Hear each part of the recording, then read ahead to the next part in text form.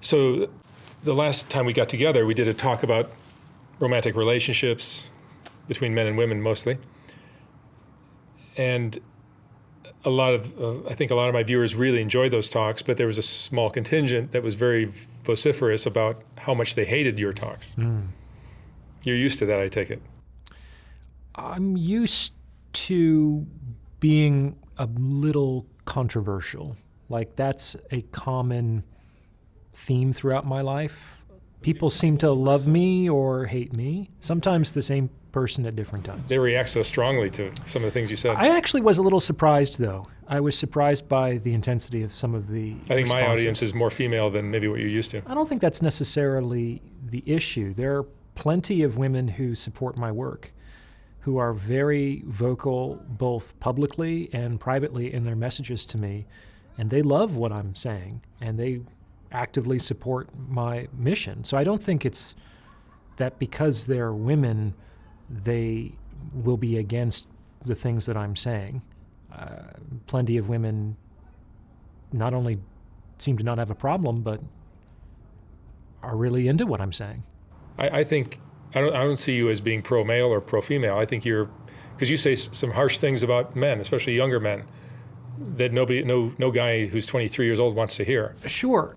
There's no point in being anti-woman, because ultimately women aren't going anywhere. Women have to be part of the solution, and they have to be part of the solution in a way that they feel comfortable and enthusiastic about being there, or else it's not going to work.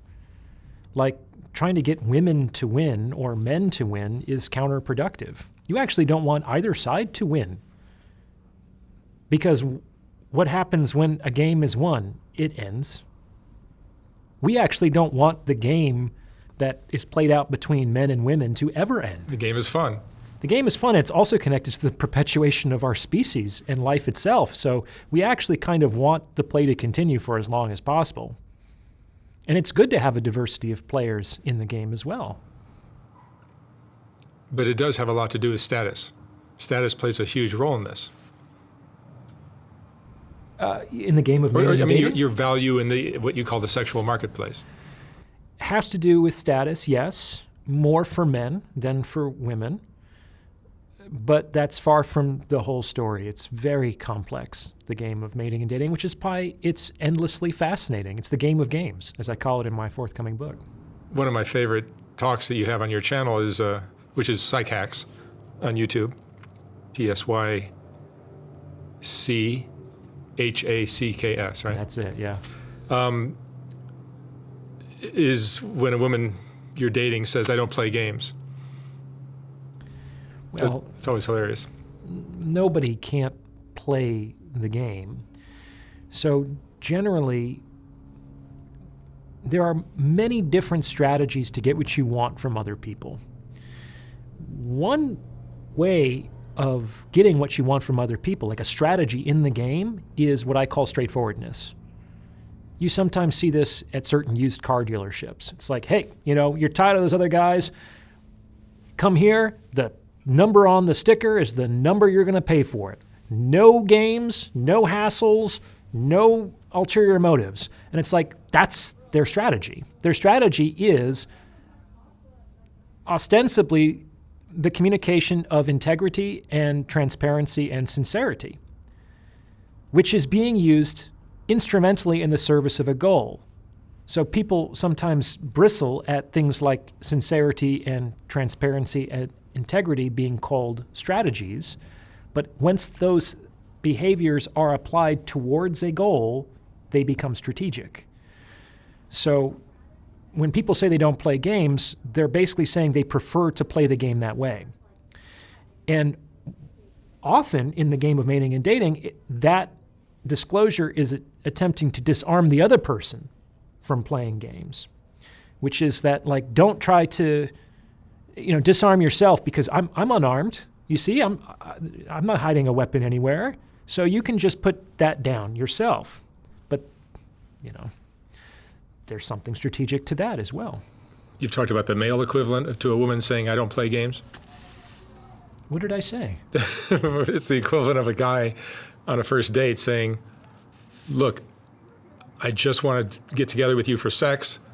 I don't want any long-term relationship. I don't want anything else. Just being upfront. I'm just letting you know I'm only here for the sex. Yeah, that's probably not going to work, right? Right. That's just I saw a meme that it was like a classical painting, and a man and a woman were sitting in a flower garden, and the woman was sort of like wistfully opining, I want a man who isn't afraid to share his feelings.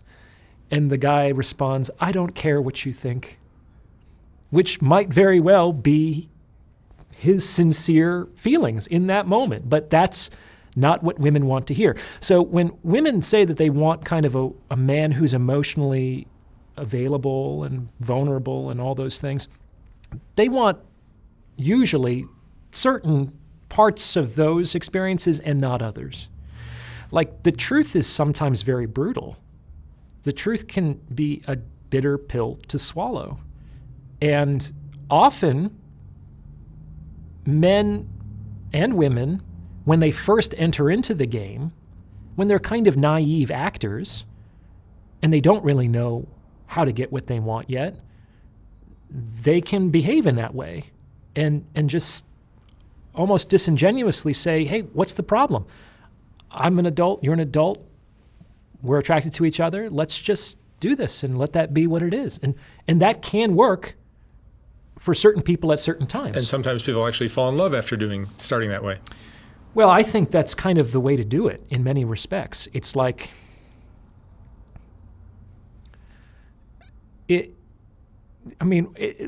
without a doubt, sex is an emotional accelerant. Like, you're actually inside each other. Intimacy. It's not just physical, it's also emotional. And it bonds people together very quickly, which is potentially a benefit and potentially a liability, because it is often the case, especially in today's day and age, that people end up getting emotionally bonded to people before they even know who they're getting emotionally bonded with. But absolutely, sex will accelerate the emotional bonding process, so it is one way to get someone to fall in love with you. It's funny that we call it the game.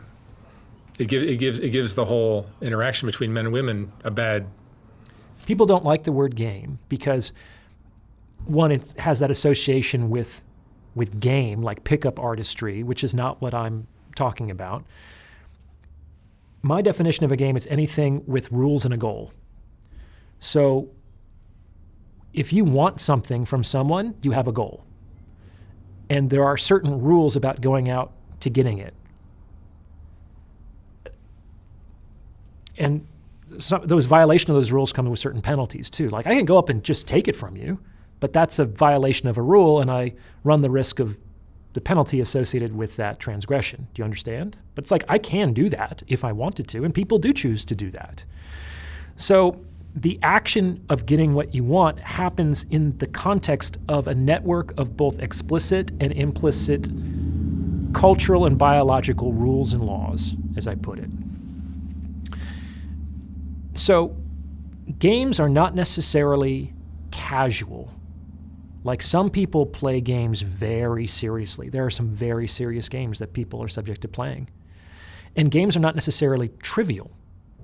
Like, people can play games with very high stakes, sometimes life or death stakes.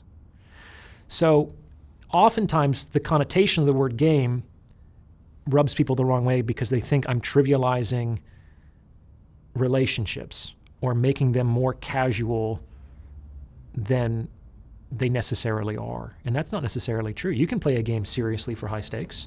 It also sounds like you don't believe in love. Like, it's all just some kind of game. Oh, no. I mean, I don't need to, love exists. Like, I don't need to believe in it. Like, I hope that it exists, or that one day I hope that I experience it or see. I know that love exists because I experience love on a daily basis. Like, it is part of the fabric of reality in my subjective experience. Like, love is actually the force of union. That's one way to understand it, and it's baked into the fabric of the universe. I think what you're doing, though, is breaking it down so it's almost like a chemical. Like, everything is chemical in our world, and you're almost breaking it down to the mechanics of how love, which is very kind of, woo-woo in a lot of people's heads. Well, one of the things that it's sort of like sometimes I feel because like... let me just finish. Sorry. Because people will turn the equation, like a woman being attracted to a successful man who has higher social status, and a man might be attracted to a female who has the right Curves, yes, thank you, and a beautiful face, and it'll feel like love. But you're just breaking it down to see what the mechanics are behind that. Okay, yes, there's a lot behind that. So, if you ask the man and woman, they would say, yes, I am in love.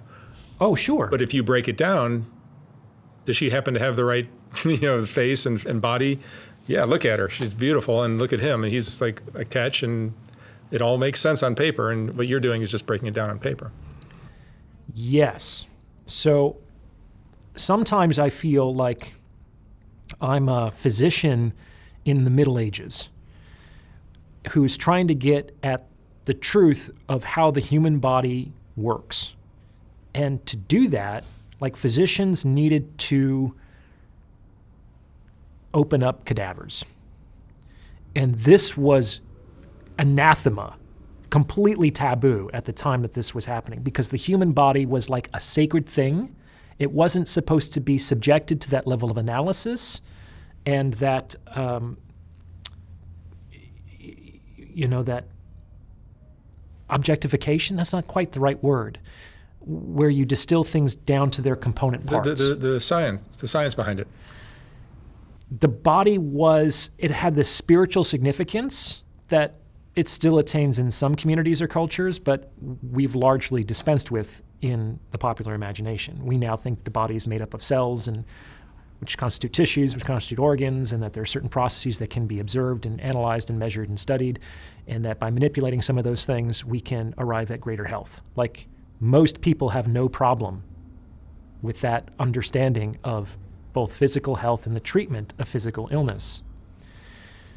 When you approach love and relationships, there's still like this sacredness around those things, just like the human body once had maybe 600 years ago. You're not supposed to cut it open.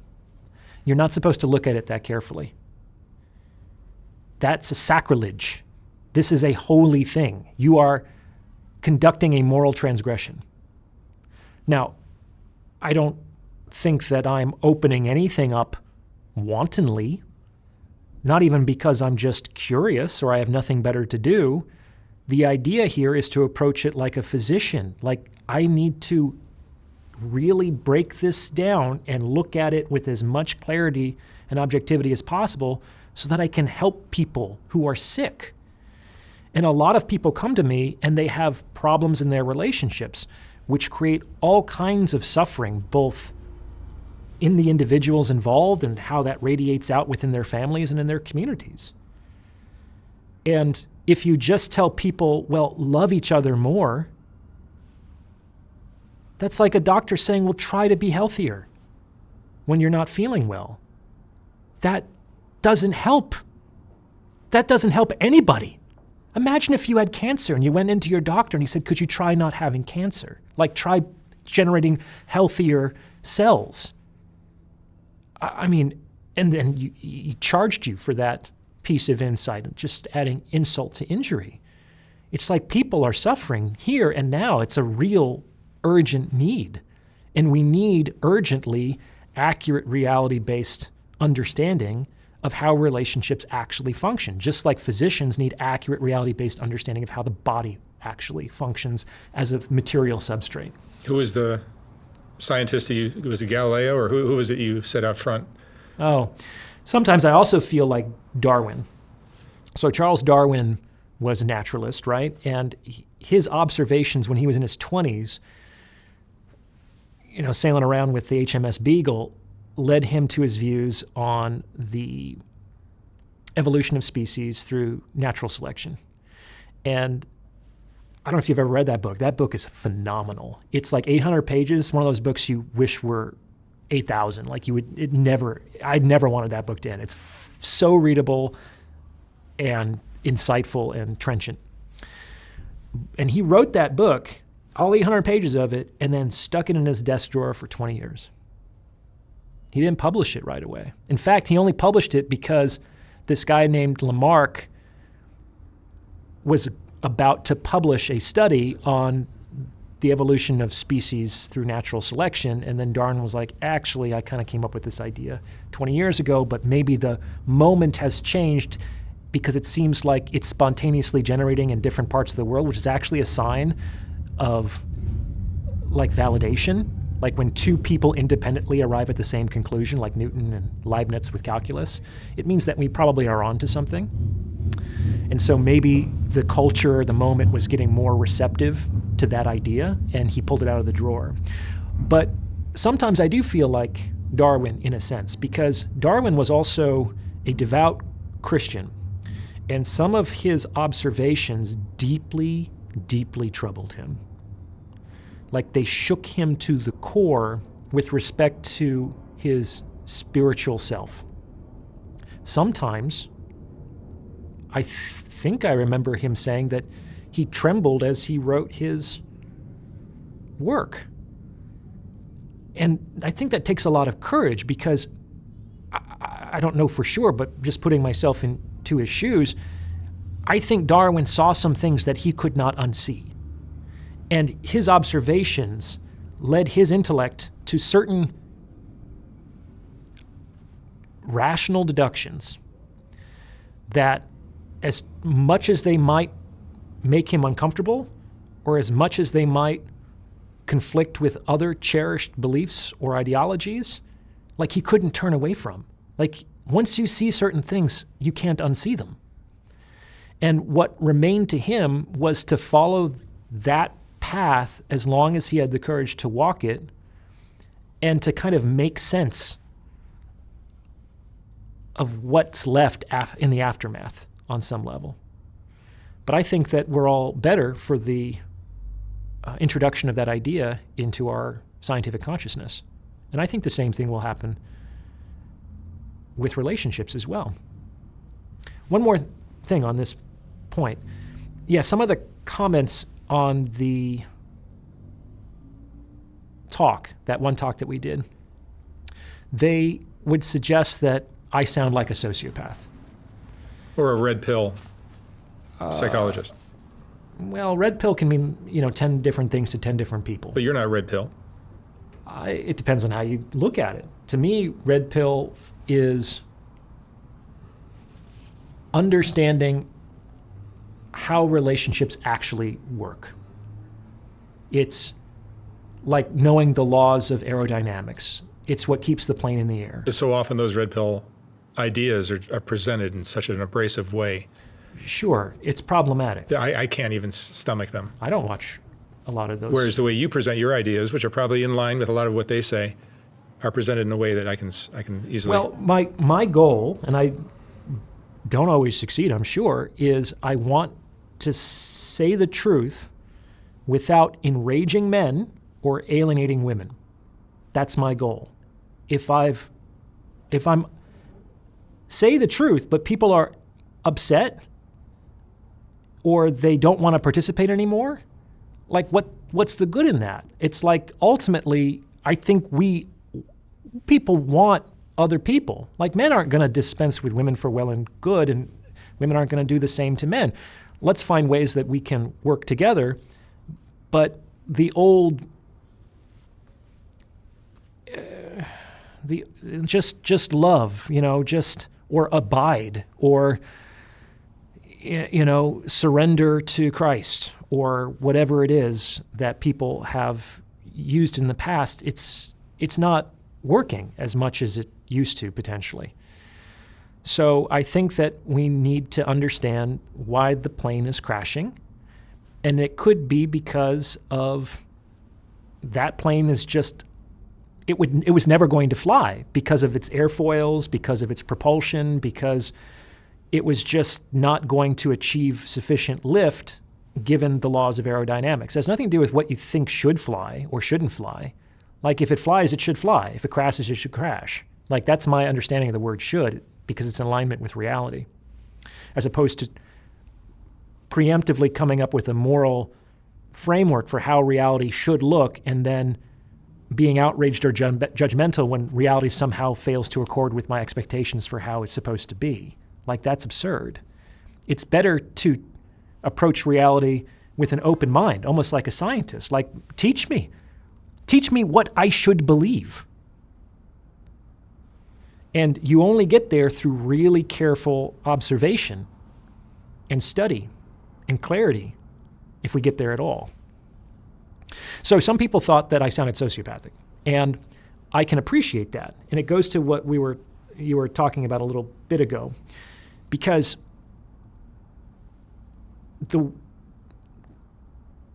ask anybody why they do things, and they don't really know why.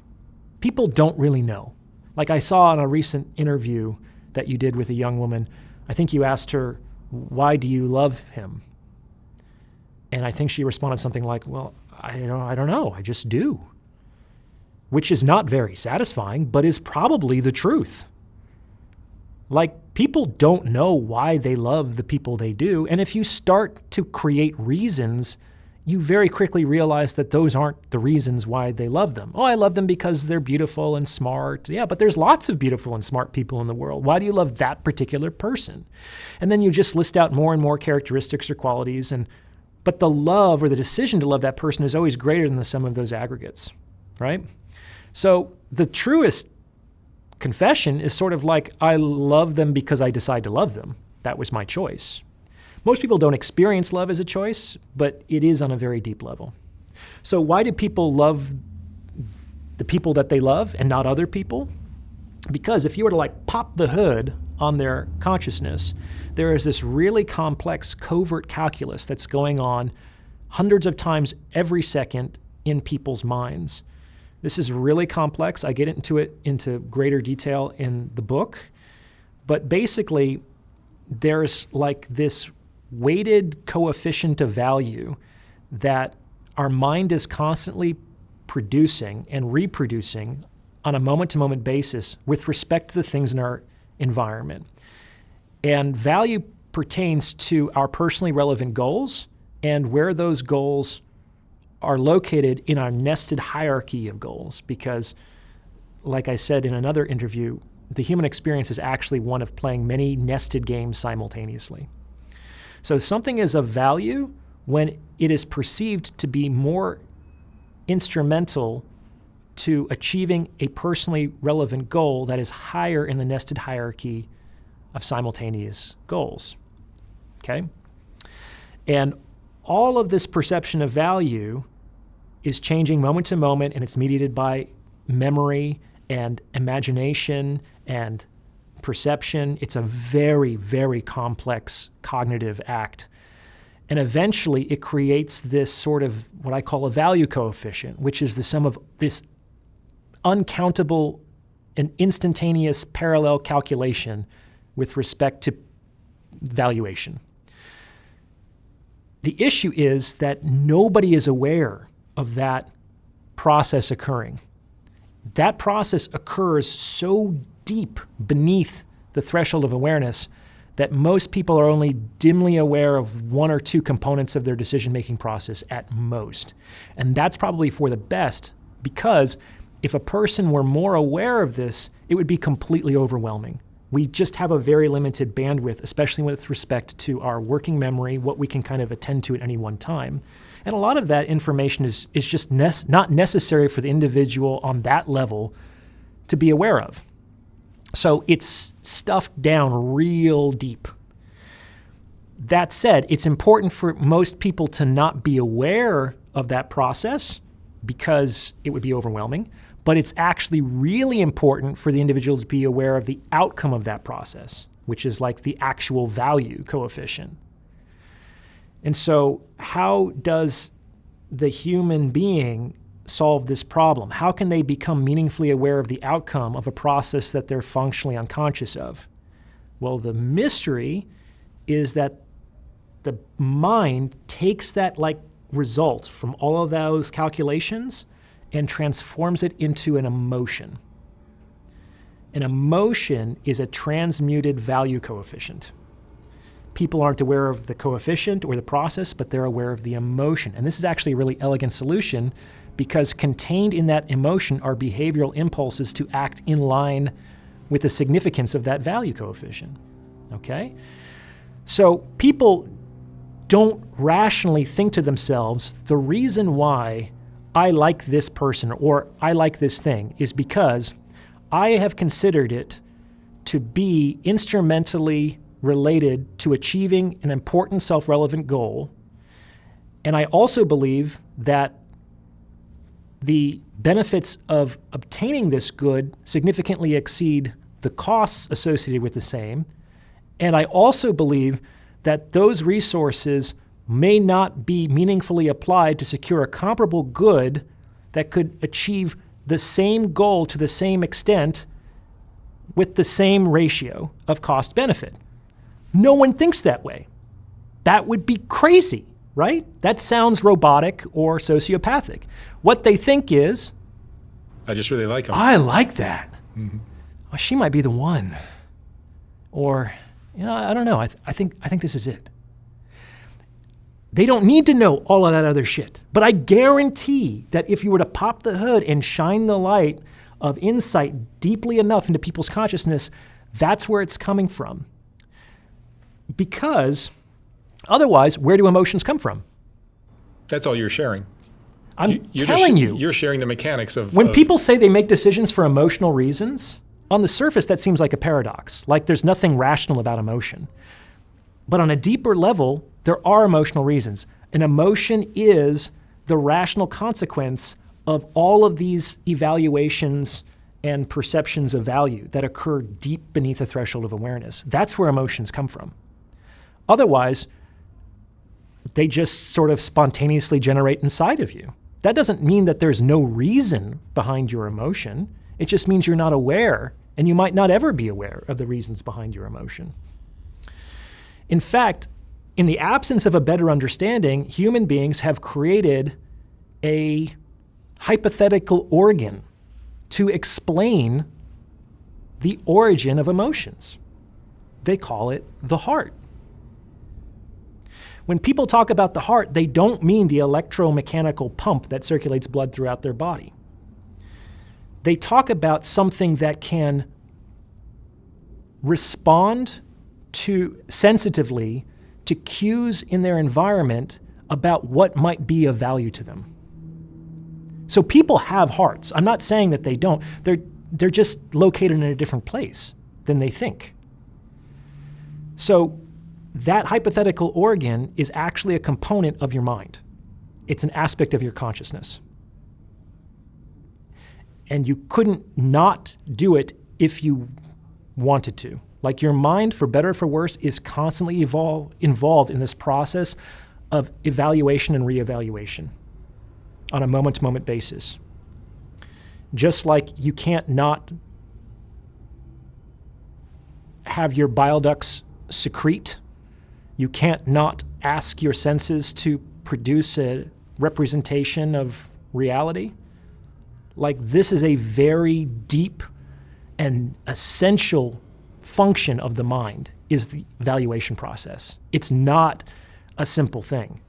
It's very, very important because it's connected to survival, ultimately. You can't tell me you're not the Charles Darwin of the 21st century. Well, I don't know. That's kind of extreme. I don't know anyone else sharing this kind of information. So many people are struggling with their relationships. Yeah. It seems like anyone you talk to is either frustrated or angry or upset or just unhappy with their romantic relationships. Sure. And depression, there's something behind depression. Can you talk a little bit about that? Yeah, depression can come from many different sources. If you look at the prevalence data, we definitely have an epidemic of depression. I mean, millions of Americans alone are depressed. I think that more Americans are on disability for depression than for, let's say, physical disabilities. It's a serious problem. It obviously affects the quality of lives of millions of people, and it costs us as a society billions of dollars. Now, depression can arise for lots of different reasons. But sometimes depression arises because people's lives are not very good. Like, depression could be a healthy or at least an expected emotional response to certain conditions of living, which is, for many people, being near the bottom of personally relevant status hierarchies. And this is particularly relevant for men, because men, when they're kind of booted out of their parents' house at 18 and enter society, are at the lowest rung of every status ladder they could ever hope to ascend. Period. And so a very common experience among young men is depression. It's very hard to not be depressed when you're seemingly perpetually the low guy on the totem pole. Like, life is hard, but it ain't that hard if you're not at the bottom. Like, it's definitely harder to live at the bottom. And you see that, I'm sure, with a lot of the people that you interview. It's like, are you depressed or are you lonely? Are you depressed or are you inactive? Are you depressed or are you unsuccessful, in the sense of, like, you're not actually working towards and attaining personally relevant goals? That doesn't necessarily mean you have to have a bunch of money. It can mean that. Like, success can mean many different things to many different people. It's possible for people with money and relationship optionality and a loving family and all kinds of material comforts and an exciting, interesting life to be depressed.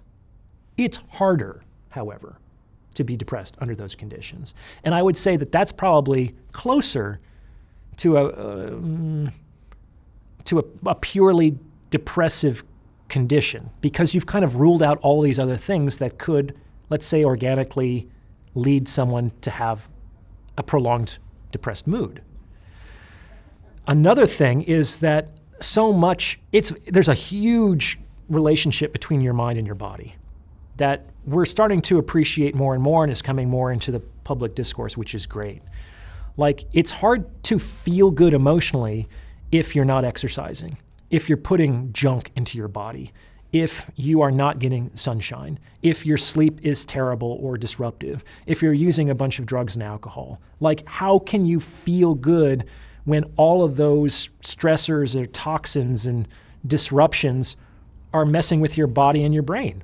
Like, it's very, very difficult, which is why I say that if you're going to a doctor or a psychiatrist and you tell them that you're depressed and they don't ask you about your exercise and they don't ask you about your nutrition and they don't ask you about your relationships and they don't ask you about your work, they're not really a therapist, they're a drug dealer. And that's the solution that they're going to provide. They're going to give you a drug. They're going to give you a pill.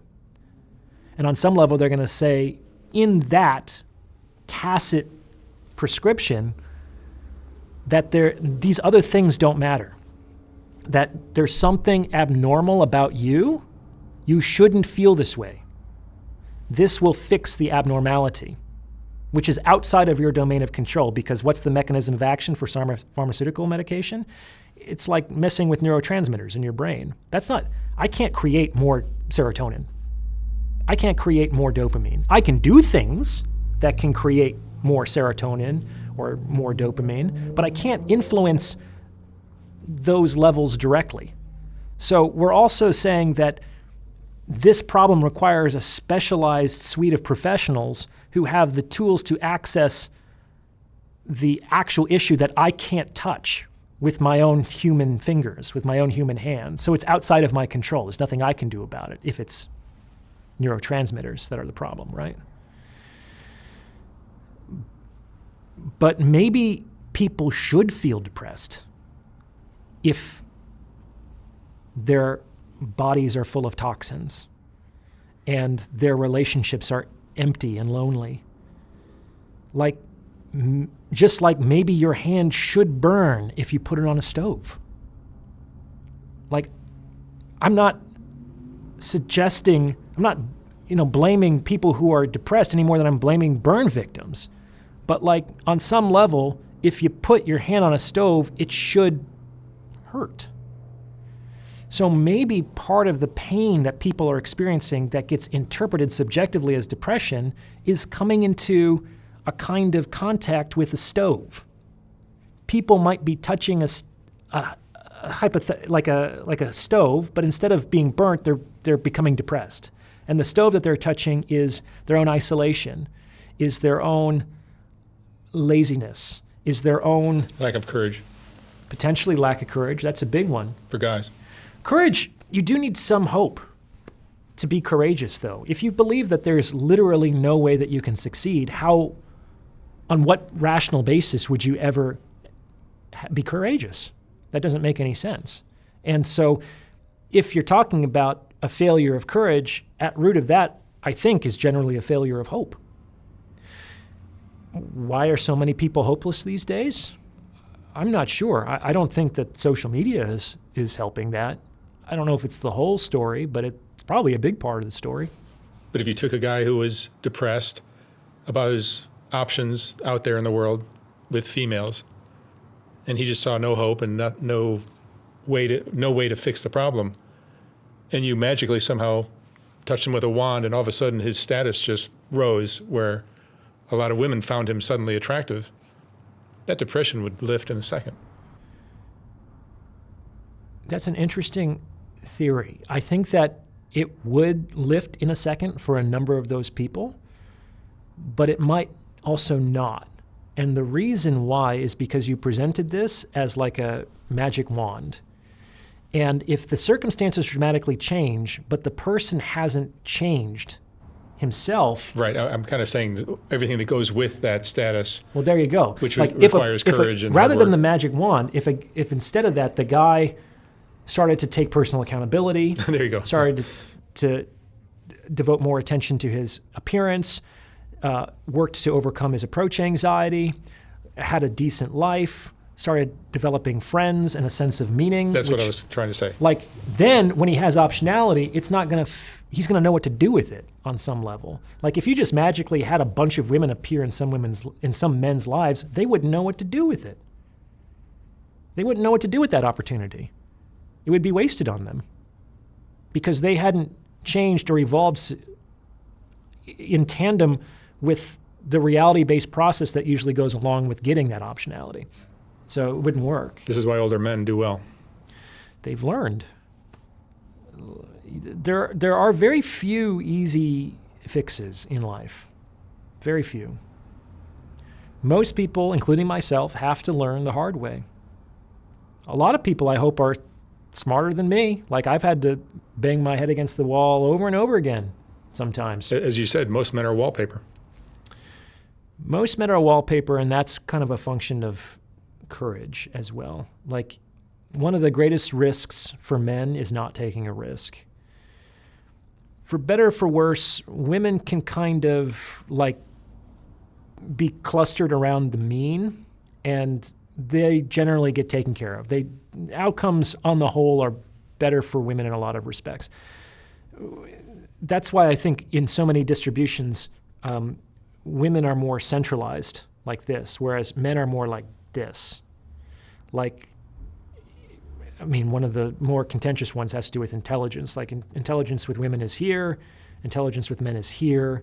There doesn't seem to be much of a significant difference between men and women's intelligence in terms of the medians, but like, it's the tail and the distribution, the shape of the distributions that's different, which means that generally the dumbest people are dudes, but also the smartest people are dudes. Because of that flattened curve, as it were. So, and often you have to be one of the dumber dudes in order to get to be one of the smarter dudes. Like, it's the path of a man it can be very unpredictable. Like, some person's fortunes might be high today, and in a year, everything that he's built has been taken from him. Other people, especially in today's day and age, they might blow up very quickly using technology, and suddenly they have money and influence and attention that they've never dreamt that they would ever be able to have in their lives. And so, like, men's fortunes swing significantly. and they often swing more than women's in that regard. The point that I'm trying to make is that sometimes in order to get what you want in life as a man, you have to be willing to take a risk, and you have to be willing to stand up and stand out. And of course, as soon as you do that, you become potentially an easier target. You have to put your money on the felt. You have to bet something. You have to risk and be leveraged in order to win anything of value. And a lot of guys don't. And that's part of the, let's say, the casino that we've created as a society. Well, I think pornography has created men with less courage. There's zero courage that's required with watching pornography. Yeah, there's a lot there. So in general, you have to be hungry in order to hunt. And pornography generally keeps men in a state of perpetual sexual satiety. So why go through the pain and the risk and the expense of the hunt when you have food already available? Yes, maybe the food isn't very nutritious.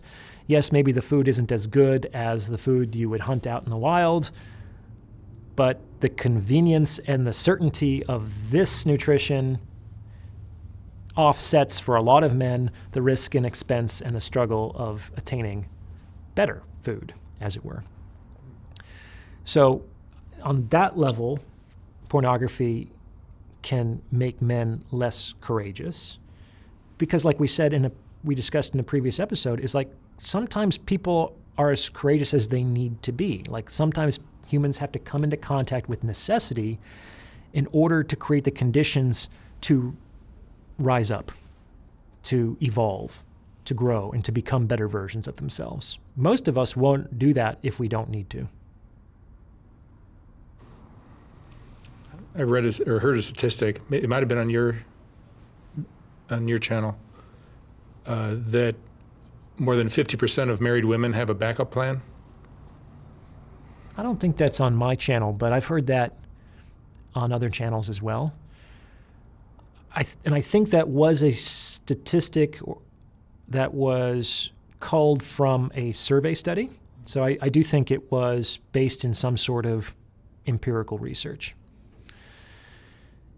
Yeah, I mean, most women have passive optionality, let's put it that way, in the sense that they either actually have men in their lives that they feel reasonably confident they could warm up into a sexual or intimate relationship if need be, or if they don't, they might be more confident in their ability to make that happen if they needed to.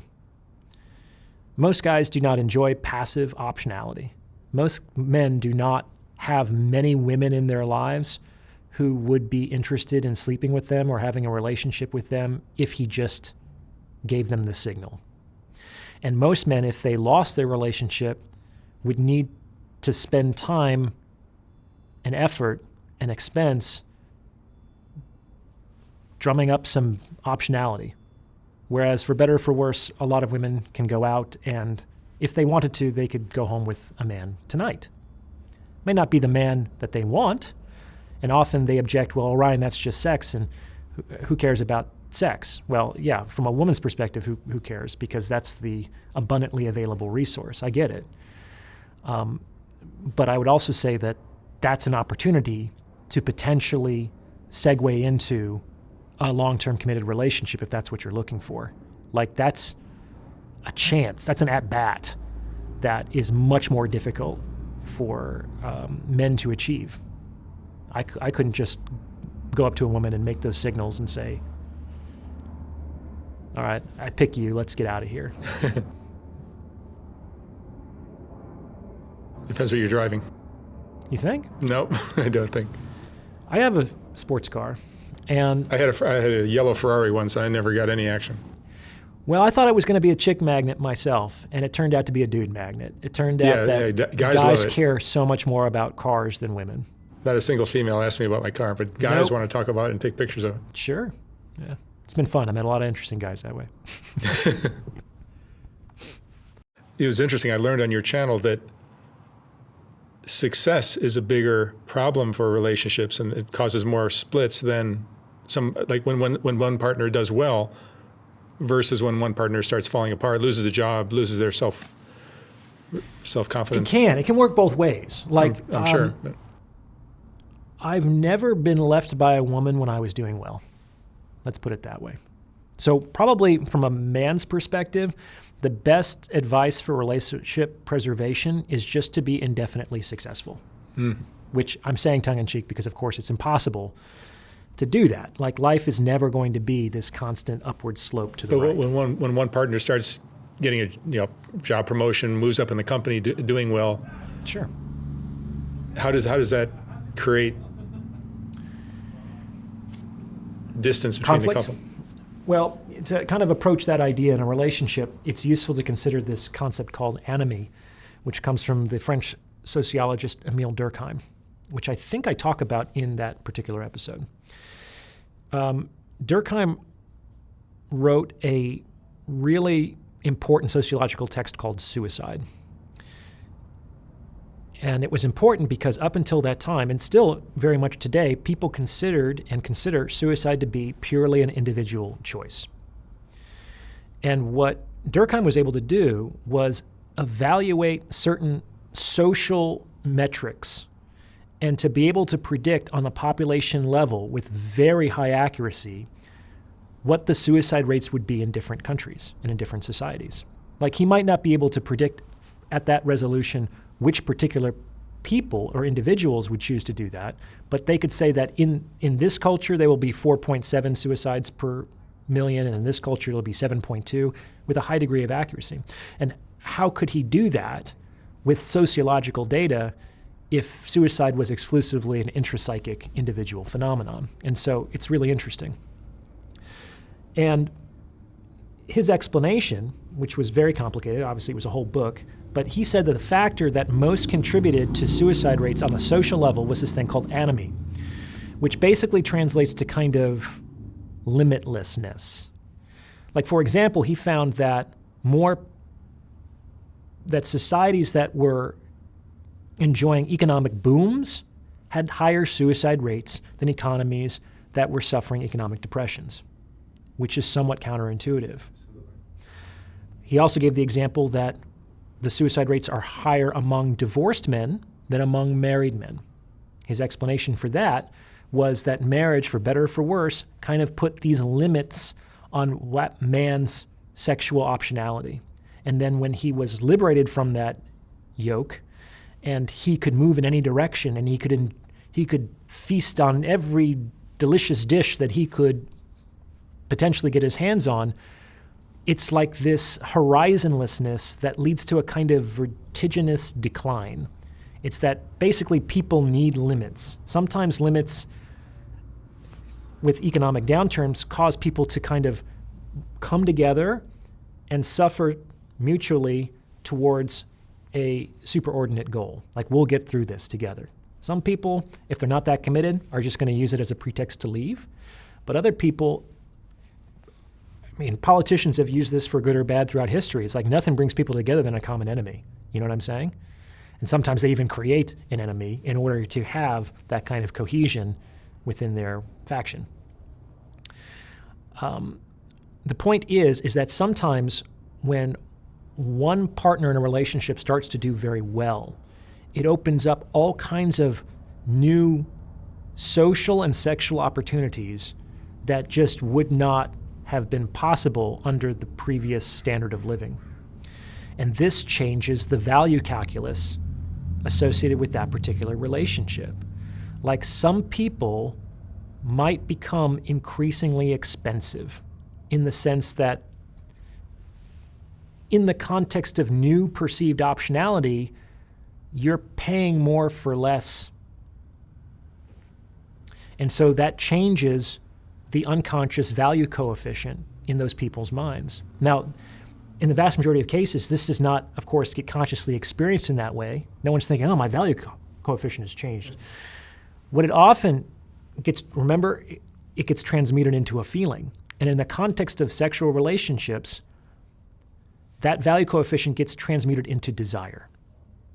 Desire and value are the same thing experienced differently, okay? So what might actually occur if that value calculus changes and starts to go down, no one's going to be aware of that on a conscious level, but they might be aware of the fact that they don't feel as attracted to that person anymore. And they might be confused by that. They might feel guilty. They might feel ashamed. They might feel irritated. Those are all emotional responses to the transmutation of that value coefficient changing, but they can't not feel less attracted as a consequence of the change in their perception relative to their newly available options. Does that make sense? And that's the tragedy, is that, on a deeply unconscious level, they're perceiving that this relationship has become increasingly expensive, and that has impacted their attraction. They might legitimately feel bad about that. And so now they're left with a tough choice. Like, it's going to be hard either way. And I don't know what the right answer is, and I can't prescribe for all people, just do this or just do that. But the hard choice is like, accept the changing reality, which is that given the evolving nature of my optionality, suddenly new and potentially more valuable relationships, given my own personal relevant goals, are now available to me, and I'm gonna end this relationship. I'm gonna divorce or terminate this relationship. That's hard to do. But it's also hard to say, I guess I'll just live the rest of my life not feeling attracted to my partner anymore, and knowing that I could do better. That's fucking hard to do too. That one, has the kind of moral patina of loyalty and duty and commitment. Sometimes that's all people have anymore. Like, I've talked to some guys who are just, in my opinion, broken, unhappy men. But they'll tell me, well, at least I didn't cheat. At least I stayed faithful. It's like, yeah, well, what else do you have, dude? Like, without that, let's say, we can even say legitimate satisfaction at honoring his commitment or his duty, he wouldn't have anything. So, of course, that is going to be an enormous virtue for that man. And I think there is a time and a place to put your duties and your commitments ahead of your feelings. But ultimately, like, that's not the highest that we should be shooting for. It's just like the miserable discharging of our obligation. Like, that's not a relationship that I would be enthusiastic about signing up for. Ideally, we have the enthusiastic dischargement of our duty. That's the ideal. That's, of course, difficult to have, and it's even harder to maintain. But part of the reason why it's destabilizing for relationships is one person does better, opens up more optionality, changes the valuation of that particular relationship. It can also potentially trigger the other partner's envy. It's a measure of your friend, of a true friend who can really be happy for your victories. It's easier for a friend to console you when you're down for a number of reasons. It's harder when people that we love and care about do better, sometimes much better than us. Like, that can prick people's egos in ways that their suffering or downfall would not. And that's a darker truth about the human psyche. Like, let's not pretend that that's not true. Some people are secretly very happy or satisfied to watch some people fail. Even people that they care about. On some level, keeps them from leaving. What advice would you give to somebody who is struggling to let go of someone who just broke their heart? Ah, I see. Okay. Heartbreak is a very serious thing. I've been heartbroken many times in my life, and it hurts. I mean, it hurts almost more than anything else, grief. I mean, maybe grief hurts more. Maybe it's just a form of grief. Heartache is tough. And I do believe that people are subject, myself included, to holding on to that heartbroken experience longer than they need to. This is partly due to the fact, in my opinion, that sometimes people can arrive at a point where the pain of that heartbreak is the last remaining thing that tethers them to the memory of that person. The other person is gone. The other person has moved on with somebody else. They haven't heard from that person in months or years. It's like the heartbroken individual is, we call it like burning a candle in the memory of this person. The issue is that memory creates pain. But on some level, it's a pain that we're loath to forego because without that pain, we would have nothing. It's the last thing that binds us, is the memory of that person.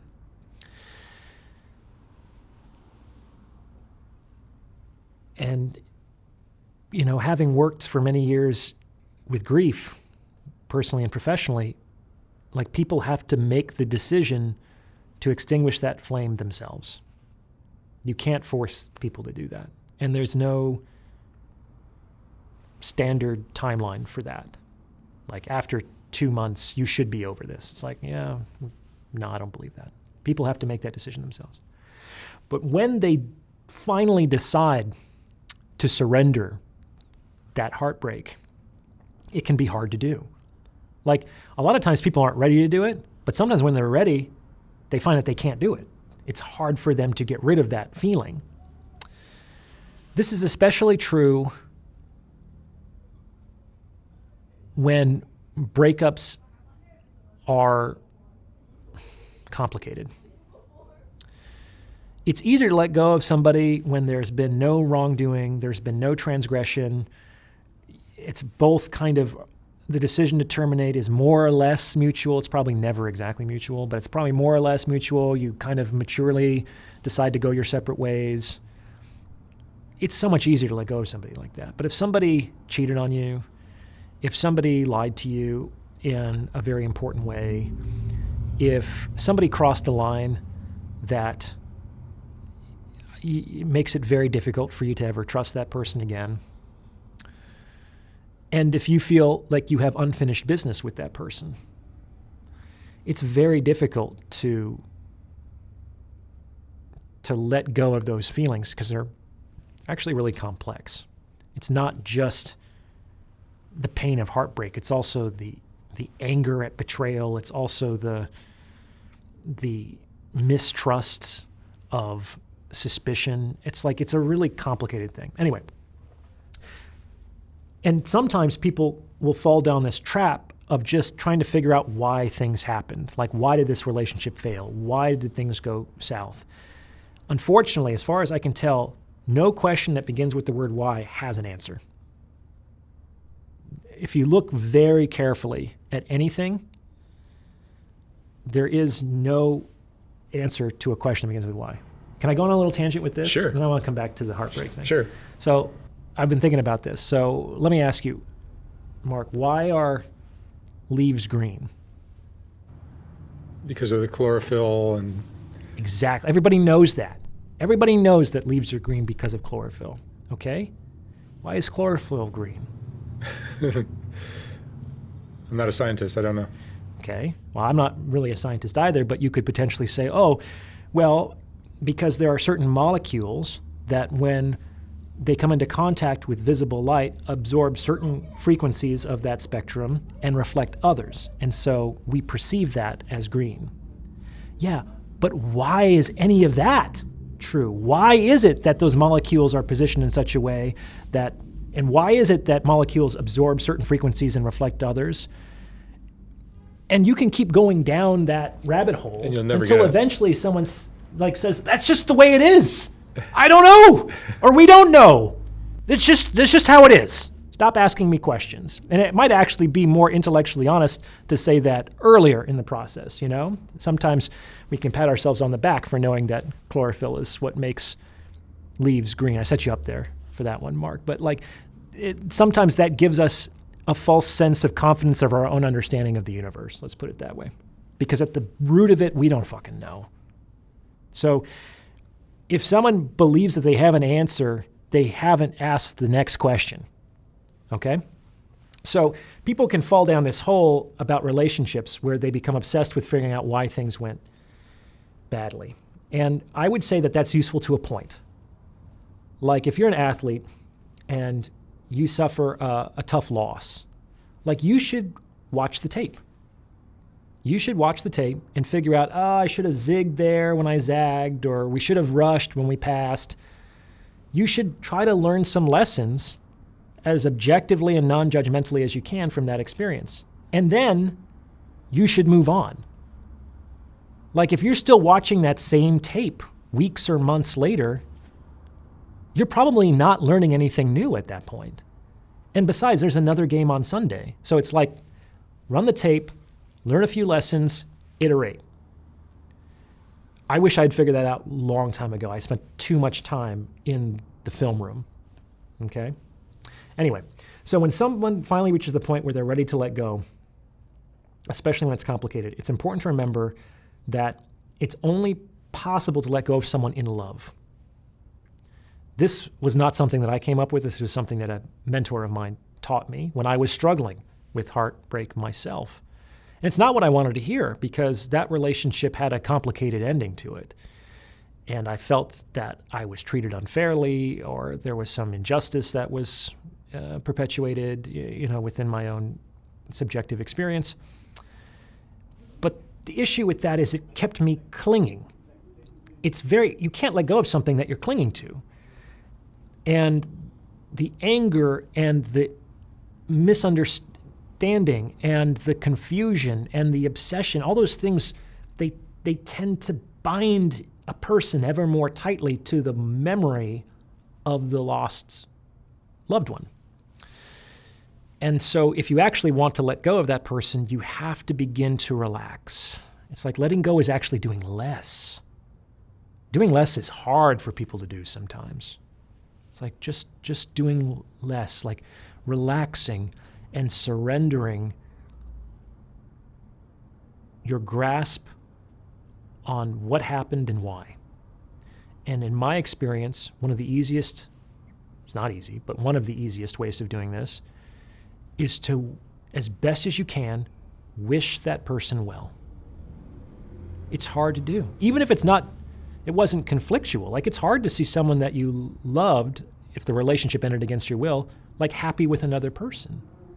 That can cut real deep. But of course, who do we want to be? Do we want to be the type of people who want others to suffer just because we are suffering in that present moment? Like, I don't want to be that person. And I had to kind of pull myself out of that situation effortfully because I was that person. I think everyone has experienced that at moments in their lives of like wishing other people were hurt the way that you were hurt, But yeah, I mean, where does that go? That doesn't lead anywhere positive for anybody, right? So to wish people well, that doesn't necessarily mean that you have to pretend that the things that happened didn't happen. It doesn't mean that you have to feel good about what occurred, but it does mean that you want to treat the other person with as much loving kindness as you can potentially muster, because that is what's going to relax your grasp on their object, as they say it in psychology, and allow you to surrender the emotional grasping, which is keeping you attached to that lost relationship. And you'll be happier and healthier. Yeah. Like it's hard to be happy when you're seething or you're self-victimizing or you're blaming or you're feeling spiteful. Like I know what all those things feel like. And I know that I don't want to feel those things anymore, And that's why I've also become like a surgeon with respect to emotions. It's like I wanted to get out of pain. I wanted to get out of suffering, my own pain and suffering first and foremost. I didn't want to fucking suffer as much as I was. And so I had to cut open some of those feelings and say, where are these feelings coming from? What are producing them and maintaining them? And I traced those back as clearly and courageously as I could and began to kind of fiddle with those deeper components. And lo and behold, I could make the emotions go away. And I can also prevent many emotions that I prefer not to experience from fluorescing in the first place. You just have to be real careful with your thoughts. Real careful. All right. Orion, that was a great talk again. Oh, are we already done? It just flew by. I don't want to drag you out too long. It's fine. I'm probably testing people's patience anyway. Yeah, we'll do many more of these. I love our talks. Thanks, Mark. Thank you very much.